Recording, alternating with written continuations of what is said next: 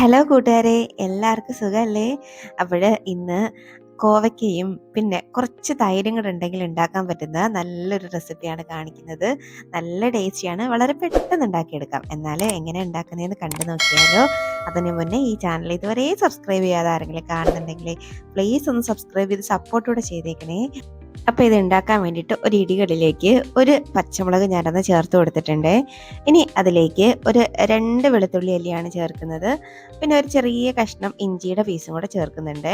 അതും കൂടെ ചേർത്ത് നന്നായിട്ട് ഇതൊന്ന് ചതച്ചെടുക്കാവേ. ഇങ്ങനെ ഒന്ന് ചതച്ചെടുക്കുക, അല്ലെങ്കിൽ ഒരു മിക്സിയുടെ ജാറിലിട്ട് ചെറുതായിട്ടൊന്നങ്ങ് ക്രഷ് ചെയ്താലും മതിയാവും. ഇതുപോലെ ഒന്ന് എടുത്ത് മാറ്റി വയ്ക്കാം. ഇതുവരെയും ഒന്നങ്ങ് ചതച്ചെടുക്കുക. ചതച്ചെടുത്ത് ചേർക്കുമ്പോഴാണ് നല്ലൊരു ടേസ്റ്റ് കേട്ടോ.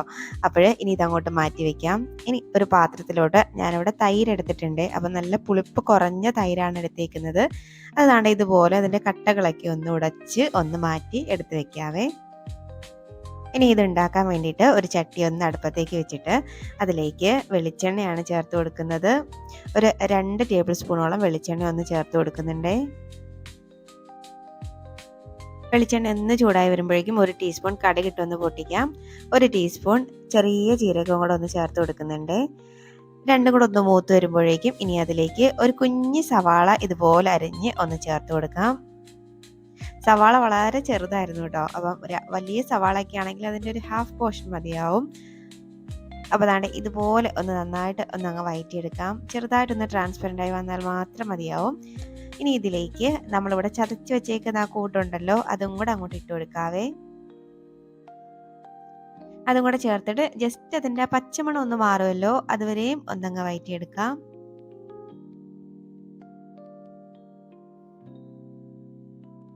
ഇത്രയൊക്കെ ഒന്ന് മതിയാവേ.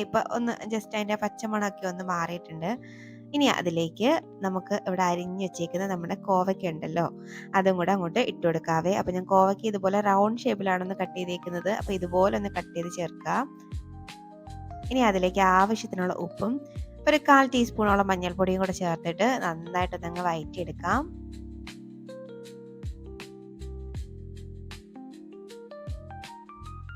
ഇതുപോലെ നന്നായിട്ടൊന്നങ്ങ് മിക്സ് ആക്കി എടുക്കാവേ. ഈ കോവയ്ക്കൊക്കെ ഒരല്പം വേവ് കൂടുതലുണ്ട്. നമുക്കൊരു ഇത്തിരി വെള്ളം കൂടെ ഒന്ന് ചേർക്കേണ്ടതായിട്ടുണ്ട്. ഞാൻ ഒരല്പം വെള്ളം കൂടെ ചേർത്തിട്ട് ഇതൊന്ന് അടച്ച് വെച്ചിട്ട് ഒന്നങ്ങ് വേവിച്ചെടുക്കുന്നുണ്ട്.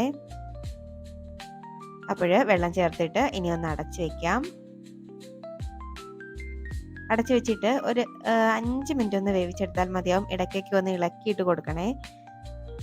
ഇപ്പോൾ ഒരു 5 മിനിറ്റൊക്കെ ഒന്ന് ആയിട്ടുണ്ട്. നമുക്കൊന്ന് ഓപ്പൺ ചെയ്യാം. കോവയ്ക്കൊക്കെ നന്നായിട്ടൊന്ന് വെന്തിട്ടുണ്ട്. ആ വെള്ളമൊക്കെ നല്ലപോലെ ഒന്ന് വറ്റി വന്നിട്ടുണ്ട് കേട്ടോ. ഇതുപോലെ ഒന്ന് വേവിച്ചെടുക്കണേ. ഇനി നമുക്ക് ആ ഫ്ലെയിം അങ്ങ് ഓഫാക്കാം കേട്ടോ. ഇനി ഫ്ലെയിം അങ്ങ് ഓഫാക്കിയിട്ട് നമ്മളിവിടെ അടിച്ചു വെച്ചേക്കുന്ന തൈരുണ്ടല്ലോ, അതങ്ങോട്ട് ചേർത്ത് കൊടുക്കാം. ചേർത്തിട്ട് നന്നായിട്ടൊന്നങ്ങ് മിക്സ് ആക്കി എടുക്കാം. ചോറിൻ്റെ കൂടെയൊക്കെ കഴിക്കാൻ പറ്റിയ നല്ലൊരു കറിയാണ് കേട്ടോ. ഇനി ഇതിൻ്റെ കൂടെ സൈഡായിട്ട് ഒരു മീൻ പൊരിച്ചതൊക്കെ ഉണ്ടെങ്കിൽ നല്ല അടിപൊളിയായിട്ട് കുശാലായിട്ട് കഴിക്കാന്ന് പറയില്ലേ, അത്രയ്ക്കും ടേസ്റ്റി ആയിട്ടുള്ളൊരു കറിയാണ്. നിങ്ങൾ കോവയ്ക്കയും തൈരും വെച്ചിട്ട് ഇതുപോലെ ട്രൈ ആക്കി നോക്കിയിട്ടില്ലെങ്കിൽ ഒന്ന് ട്രൈ ആക്കി നോക്കൂ, എന്തായാലും ഇഷ്ടമാവും കേട്ടോ. ഇതുപോലെ ഒന്നങ്ങ് മിക്സ് ആക്കിയിട്ട് ഈ സമയം ഉപ്പൊക്കെ ഒന്ന് ചെക്ക് ചെയ്യണേ. ഞാനിവിടെ കുറച്ച് ഉപ്പും കൂടെ ഒന്ന് ചേർത്ത് കൊടുക്കുന്നുണ്ട്, ഉപ്പ് കുറവായി എന്ന് തോന്നിയിട്ട്. ഉപ്പും ചേർത്തിട്ട് നമുക്കിത് വീണ്ടും ഒന്നും കൂടെ അങ്ങ് മിക്സ് ആക്കി എടുക്കാം. ഫ്ലെയിം ഓഫാക്കുന്ന കാര്യം മറക്കണ്ട കേട്ടോ, അല്ലെങ്കിൽ ഇത് പിരിഞ്ഞു പോവേ. പിന്നെ തൈര് നല്ല കട്ട തൈര് തന്നെ ചേർക്കണം കേട്ടോ, പുളിപ്പ് കുറഞ്ഞത് തന്നെ എടുക്കാൻ ശ്രദ്ധിച്ചേക്കണേ. നമ്മുടെ കറി ഇവിടെ റെഡി ആയിട്ടുണ്ട് കേട്ടോ.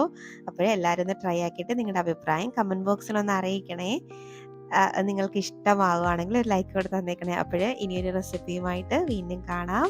അതുവരേക്കും ബൈ. Thanks for watching.